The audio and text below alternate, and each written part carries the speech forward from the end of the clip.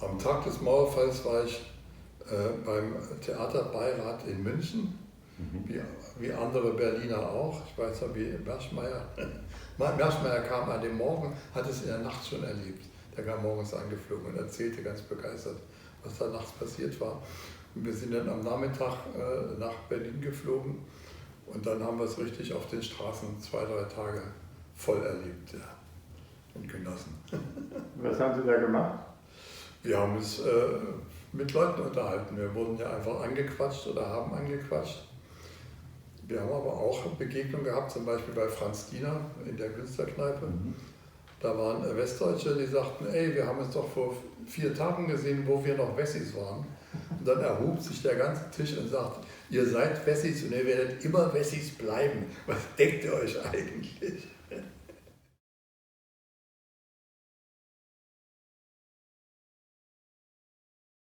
Ja, natürlich. Es gab natürlich mit dem Theater Beziehungen. Also es gab einen sehr guten Freund meines Vaters, das war Rolf Ludwig, der große Komödiant. Der war mit meinem Vater in Kriegsgefangenschaft, ganz jung. Und das hat sich ein Leben lang erhalten. Also deswegen, über den habe ich also Beziehungen gehabt bis hin zu Theaterleuten dort.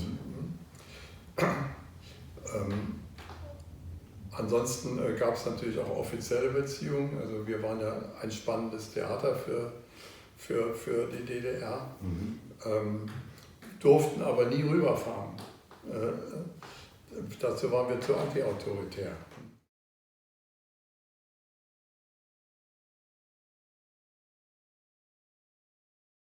Ja, ich habe mich einfach gefreut, als die ersten Klassen aus Berlin zu uns kamen und genauso begeistert waren wie die anderen auch.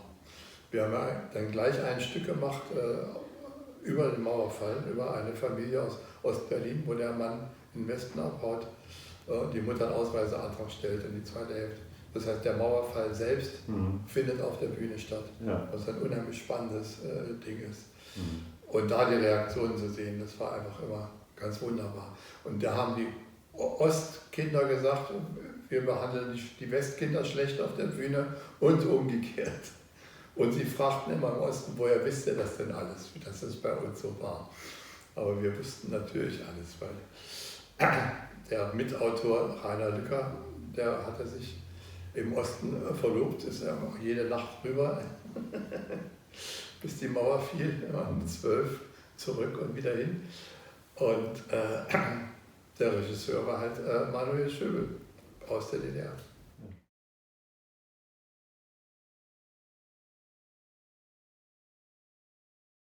Das waren schon besondere Lehrer. Also wenn ein Ostlehrer dann mit seiner Klasse in den Westen fährt, dann waren das schon, also die hatten schon einen leichten Dissidenten-Touch. Das waren natürlich besondere Lehrer.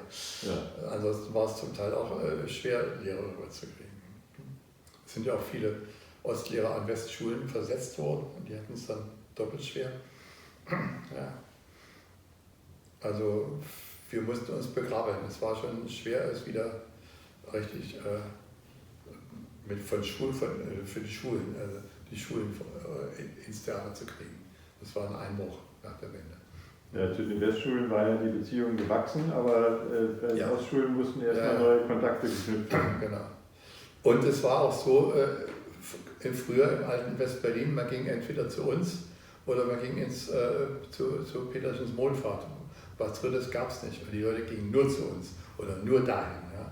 Und seit der Wende gibt es so viele Theater, die Lehrer, also auch die ganz Progressiven, die suchen sich das aus. Die gehen einfach mal hier und mal da, dann gehen sie in die Parkaue, dann gehen sie zur Atze, dann gehen sie zur Strahl. Also das hat sich also pluralisiert. Ja. Wir sind also jetzt, das war auch so, nachdem wir auf einmal allgemein anerkannt waren, ja, mit dem heiligen Siegel von Landowski, kamen viele Lehrer nicht mehr, weil kein Mut mehr dazu gehörte, zu uns zu kommen.